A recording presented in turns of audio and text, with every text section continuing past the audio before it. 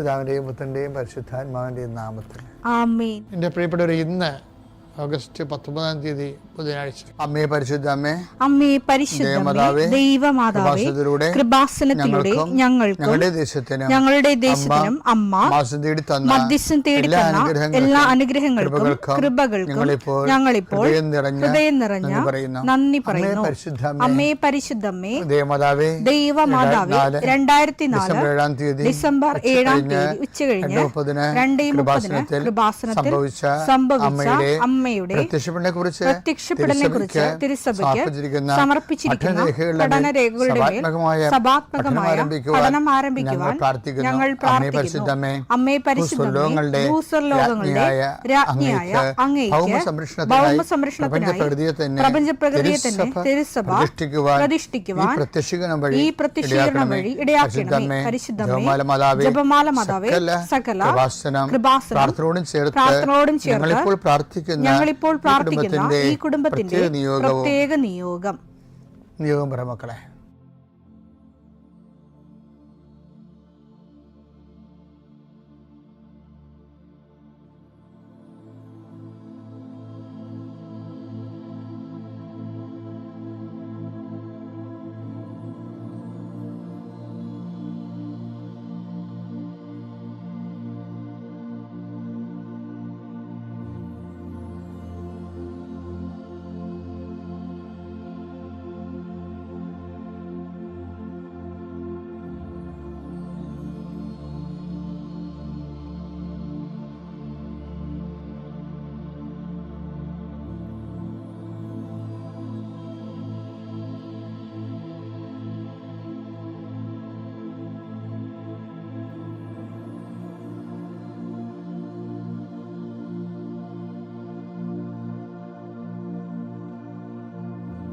അമ്മയുടെ പ്രത്യക്ഷീകരണത്തിന്റെ ഈ അനുഗ്രഹവേളയിൽ ഞങ്ങൾക്ക് സാധിച്ചു തരുവാൻ കനിയണമേ.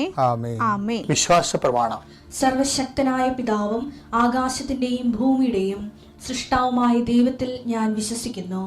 അവിടുത്തെ ഏകപുത്രനും ഞങ്ങളുടെ കർത്താവുമായ ഈശോമിശിഹായിലും ഞാൻ വിശ്വസിക്കുന്നു. ഈ പുത്രൻ പരിശുദ്ധാത്മാവിനാൽ ഗർഭസ്ഥനായി കന്യകാമറിയത്തിൽ നിന്ന് പിറന്ന് പൊന്തിയോസ് പീലാത്തോസിന്റെ കാലത്ത് പീഡകൾ സഹിച്ച് കുരിശിൽ തറയ്ക്കപ്പെട്ട് മരിച്ച് അടക്കപ്പെട്ട് പാതാളങ്ങളിൽ ഇറങ്ങി മരിച്ചവരുടെ ഇടയിൽ നിന്ന് 3-ാം നാൾ ഉയർത്ത് സ്വർഗത്തിലേക്ക് എഴുന്നള്ളി സർവശക്തിയുള്ള പിതാവായ ദൈവത്തിന്റെ വലതുഭാഗത്തിരിക്കുന്നു. അവിടെ നിന്ന് ജീവിക്കുന്നവരെയും മരിച്ചവരെയും വിധിക്കുവാൻ വരുമെന്നും ഞാൻ വിശ്വസിക്കുന്നു. പരിശുദ്ധാത്മാവിലും ഞാൻ വിശ്വസിക്കുന്നു. വിശുദ്ധ കത്തോലിക്കാ സഭയിലും പുണ്യവാന്മാരുടെ ഐക്യത്തിലും പാപങ്ങളുടെ മോചനത്തിലും ശരീരത്തിന്റെ ഉയർപ്പിലും നിത്യമായ ജീവിതത്തിലും ഞാൻ വിശ്വസിക്കുന്നു. ആമേൻ. സുഖസ്ഥനായ ഞങ്ങളുടെ പിതാവേ, അങ്ങയുടെ നാമം പൂജിതമാകണമേ. അങ്ങയുടെ രാജ്യം വരണമേ. അങ്ങയുടെ തിരുമനസ് സ്വർഗത്തിലെ പോലെ ഭൂമിയിലും ആകണമേ. അന്നു വേണ്ടുന്ന ആഹാരം ഇന്ന് ഞങ്ങൾക്ക് തരണമേ. ഞങ്ങളോട് തെറ്റ് ചെയ്യുന്നവരോട് ഞങ്ങൾ ക്ഷമിക്കുന്നത് പോലെ ഞങ്ങളുടെ തെറ്റുകൾ ഞങ്ങളോടും ക്ഷമിക്കണമേ. ഞങ്ങളെ പ്രലോഭനത്തിൽ ഉൾപ്പെടുത്തരുതേ, തിന്മയിൽ ഞങ്ങൾ രക്ഷിക്കണമേ. ആമേൻ. നന്മ നിറഞ്ഞ മറിയമേ, സ്വസ്തി. കർത്താവ് അങ്ങയുടെ കൂടെ സ്ത്രീകളിൽ അങ്ങ് അനുഗ്രഹിക്കപ്പെട്ടവളാകുന്നു. അങ്ങയുടെ ഉദരത്തിൻ ഫലമായി ഈശോ അനുഗ്രഹിക്കപ്പെട്ടവനാകുന്നു. പരിശുദ്ധ മറിയമേ, തമ്പുരാന്റെ അമ്മേ, പാപികളായ ഞങ്ങൾക്ക് വേണ്ടി ഇപ്പോഴും ഞങ്ങളുടെ മരണസമയത്തും തമ്പുരാനോട് അപേക്ഷിക്കണമേ. ആമേൻ.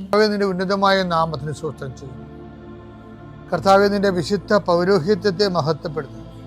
കർത്താവ്, ഈ പ്രഭാതത്തിലെ അങ്ങയുടെ മക്കളെ കാത്ത് കൊതിച്ചിരിക്കുകയാണ് ഈശോയെ. നിന്റെ വലതുകരത്തിൻ്റെ ഒരു ആശീർവാദം കിട്ടാൻ വേണ്ടി. കർത്താവ്, ഇന്ന് യാത്രക്കൊരുങ്ങുന്ന ഓരോ മക്കളുണ്ട്. ഓരോ ഉദ്യമങ്ങളിലൂടെ മനസ്സിൽ വിചാരിച്ചുകൊണ്ട് പോണവരുണ്ട്. ഓരോ ലക്ഷ്യങ്ങൾ മനസ്സിൽ വെച്ച് പോകുന്നവരുണ്ട്.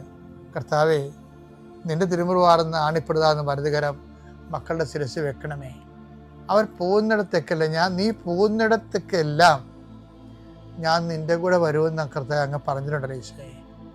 അങ്ങയുടെ സഞ്ചാര സാന്നിധ്യം അങ്ങയുടെ മക്കളുടെ കൂടെ ഉണ്ടായിരിക്കണമെന്ന് പ്രാർത്ഥിക്കുന്നു. കർത്താവേ, ഉദ്യോഗത്തിൻ്റെ കാര്യത്തിന് വേണ്ടി പോകുന്നവരുണ്ട്, പഠന കാര്യങ്ങൾക്ക് വേണ്ടി പോകുന്നവരുണ്ട്, ജീവിത വ്യാപാരങ്ങൾക്ക് സാമ്പത്തിക കാര്യങ്ങൾക്ക് വേണ്ടി പോകുന്നവരുണ്ട്, ജോലി സംബന്ധമായ കാര്യങ്ങൾക്ക് വേണ്ടി പോകുന്നത് അവരുടെ എല്ലാം കർത്താവിന് തിരുസേന സമർപ്പിക്കുന്നു. ടെസ്റ്റ്, ഇൻ്റർവ്യൂ, പരീക്ഷ, അതുപോലെ ഏജൻസി, ക്രയവിക്രയങ്ങൾ, ജീവിതമാർഗങ്ങൾ, വിദൂര യാത്രകൾ, അങ്ങനെ ബന്ധുത്വം മുറക്ക് പോകുന്ന വിവാഹയാത്രകൾ, ഈശോയെ എവിടെയെല്ലാമൊക്കെ പോകുന്നു അവിടെയെല്ലാം അങ്ങയുടെ മക്കളുടെ കൂടെ നീ ഉണ്ടാകണമേ എന്ന് പ്രാർത്ഥിക്കുന്നു. ഇന്നത്തെ മുഴുവൻ യാത്രകളിൽ കർത്താവ് നിൻ്റെ കൂടെ ഉണ്ടാവുകയും മാതാവ് നിൻ്റെ വലതുകരം ഗ്രഹിക്കുകയും സഞ്ചാരി മാതാവ് രാത്രി നീ തിരികെ വരുമ്പോൾ നിന്നെ ആരോഗ്യത്തോടെയും സമാധാനത്തോടെയും സുരക്ഷിതമായി ദൈവം നിന്നെ തിരികെ എത്തിക്കുകയും ചെയ്യട്ടെ. നിത്യം പിതാപുത്രനും പരിശുദ്ധാത്മാവിനെ നീക്കുവാണ്. എൻ്റെ പ്രിയപ്പെട്ടവരെ, നമ്മൾ 3-ാം ദിവസമാണ് നമ്മൾ ഇന്ന് പറയണത്. ഹെബ്രായർ 4:16 കരുണയും കൃപാവരവും ലഭിക്കുന്നതിനായി നമുക്ക് പ്രത്യാശയോടെ കൃപാവരത്തിന്റെ സിംഹാസനത്തെ സമീപിക്കാം. അപ്പൊ കൃപാവരത്തിന്റെ സിംഹാസനം എന്താ നമ്മൾ കണ്ടു. 2 കൊരിന്ത്യർ 1:20 സകല വാഗ്ദാനം ക്രിസ്തുവിൽ അദ്ദേഹം തന്നെയാണ്. 1-ാം ദിവസം നമ്മൾ വിശ്വാസം ഒന്ന് കണ്ടു, സമീപിക്കാനുള്ള യോഗ്യത. 2-ാമത്തെ എന്താണ്? വിശുദ്ധി. 3-ാമത്തെ എന്താണ്? മാനസാന്തരം. 3-ാമത്തെ യോഗ്യത ഇന്നത്തെ ദിവസം നമ്മൾ പറയുന്ന മാനസാന്തരത്തെ കുറിച്ചാണ്. അതിന് ഒരു വചനം നമ്മൾ പറയേണ്ടത് 1 യോഹന്നാൻ 1:9 എടുത്തേ. എന്നാൽ നാം പാപങ്ങൾ ഏറ്റുപറയുന്നെങ്കിൽ അവൻ വിശ്വസ്തനും നീതിമാനുമാകയാൽ പാപങ്ങൾ ക്ഷമിക്കുകയും എല്ലാ അനീതികളിൽ നിന്ന് നമ്മെ ശുദ്ധീകരിക്കുകയും ചെയ്യും. അപ്പൊ ഏറ്റുപറയുന്നത് പ്രധാനപ്പെട്ട വിഷയമാണ്. ആദിമകാലങ്ങളിലൊക്കെ ജനങ്ങളോട് പബ്ലിക്കായിട്ടാണ് ആൾക്കാർ പാപങ്ങൾ പറഞ്ഞുകൊണ്ടിരുന്നത്. അവർക്കന്ന് അത്ര അഹങ്കാരം ഇല്ലായിരുന്നു. ജനങ്ങൾക്ക് അഹങ്കാരം കൂടിയപ്പോഴാണ് അത് കുമ്പസാരക്കൂട്ടിൽ വൈദികനോട് മാത്രം പറഞ്ഞാൽ മതി എന്നുള്ള പാരമ്പര്യം ഉണ്ടായത്. ജനങ്ങൾ പബ്ലിക്കായിട്ടാണ് പാപങ്ങൾ ഏറ്റു പറഞ്ഞുകൊണ്ടിരിക്കുന്നത്. അവർക്ക് എന്താ കാര്യം? അവർക്ക് ആ ഏറ്റുപറച്ചിലൂടെ വിശുദ്ധി ലഭിക്കുമെന്നും കർത്താവുമായിട്ട് ഐക്യപ്പെടുമെന്നും സ്വർഗരാജ്യത്ത് അവകാശിയാകണമെന്നും ദൈവത്തെ കൂടെ സഞ്ചരിക്കാൻ കഴിയുമ്പോൾ അവരെന്ത് കോംപ്രമൈസിനും തയ്യാറാകും. അനുതാപത്തോടെ അവർ പബ്ലിക്കായിട്ട് താൻ ചെയ്ത തെറ്റുകൾ പറയും. പക്ഷേ കാലാന്തരത്തിലാണത് കർത്താവ് യോഹന്നാന് കൊടുത്തിരിക്കുന്ന അപ്പോസ്തലന്മാർക്ക് കൊടുത്തിരിക്കുന്ന വാഗ്ദാനമില്ലേ, നിങ്ങൾ ആരുടെ പാപങ്ങൾ മോചിക്കുന്നുവോ അവ മോചിക്കപ്പെടുമെന്നുള്ള ഈ യോഹന്നാൻ 20:23 അനുസരിച്ചുള്ള വാഗ്ദാനം അനുസരിച്ചുകൊണ്ടാണ് നമ്മളിപ്പോഴേ ആ പാരമ്പര്യം ഫോളോ ചെയ്തുകൊണ്ടാണ് നമ്മൾ ക്രിസ്തുവിൻ്റെ പ്രതിനിധിയായ വൈദികനോട് ക്രിസ്തുവിൻ്റെ നാമത്തിൽ പാപങ്ങൾ ഏറ്റുപറയുന്നത്. പക്ഷേ ഏറ്റുപറയുമ്പോൾ എന്താ സംഭവിക്കണത്? എന്നാൽ നാം പാപങ്ങൾ ഏറ്റുപറയുന്നെങ്കിൽ അവൻ വിശ്വസ്തനും നീതിമാനുമാകയാൽ പാപങ്ങൾ ക്ഷമിക്കുകയും എല്ലാ അനീതികളിൽ നിന്ന് നമ്മെ ശുദ്ധീകരിക്കുകയും ചെയ്യും. അപ്പൊ ഏറ്റുപറയുമ്പോൾ അനീതികളിൽ നിന്ന് നമ്മൾ ശുദ്ധീകരിക്കപ്പെടുകയും ഈശോ നമ്മുടെ പാപങ്ങൾ ക്ഷമിക്കുക. അതുകൊണ്ടാണ് ഞാൻ എപ്പോഴും നിങ്ങളോട് 2 ആഴ്ച കൂടുമ്പോൾ കുമ്പസാരം നീട്ടി വെക്കരുതേ, 2 ആഴ്ച കൂടുമ്പോൾ ഏറ്റു പറയണേ. അപ്പോൾ എന്താ, അത് നമ്മുടെ മാനസാന്തരത്തിൻ്റെ ഒരു ലക്ഷ്യമാണ്. അപ്പം അത് നമ്മൾ സൂക്ഷിക്കണം. അപ്പം ഞങ്ങൾ പോയി 2 ആഴ്ച കൂടുമ്പോൾ കുമ്പസാരിക്കണമെന്നുണ്ടെങ്കിൽ അപ്പം നിങ്ങൾക്ക് അത് ചെയ്യേണ്ടതല്ലേ? പിതാവിൻ്റെയും പുത്രൻ്റെയും പരിശുദ്ധാത്മാവിൻ്റെയും നാമം.